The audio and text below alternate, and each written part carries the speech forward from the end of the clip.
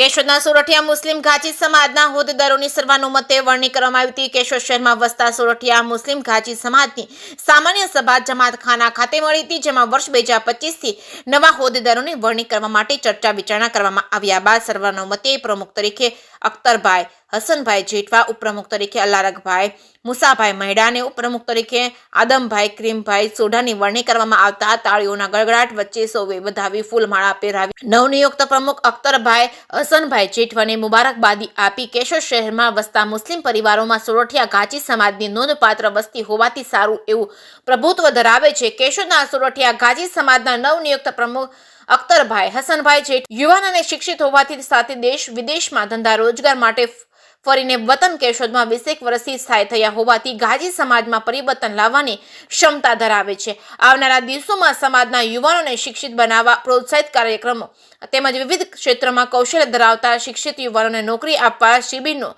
આયોજન કરવામાં આવશે। ગરીબ અને મધ્યમ વર્ગના પરિવારોને આર્થિક ભારણ ઘટાડવા સમૂહ શાદીનું આયોજન કારોબારી સમિતિનું વિસ્તરણ કરવામાં આવ્યા બાદ કરવામાં આવશે। ઉપરાંત કેશોદ ખાતે આવેલા ઘાંચી સમાજના જમાતખાનાને આધુનિક સમયથી માંગ મુજબ ફૂલી એર કન્ડિશનર બનાવી રિનોવેશન કરવામાં આવશે। કેશોદના સોરઠિયા ઘાંચી સમાજના નવનિયુક્ત પ્રમુખ અખ્તરભાઈ હસનભાઈ જેઠવાને કેશોદના વિવિધ જ્ઞાતિ સમાજના આગેવાનો અને સામાજિક સેવાકીય સંસ્થાના હોદ્દેદારો દ્વારા શુભેચ્છા પાઠવી અભિનંદન પાઠવવામાં આવ્યા છે।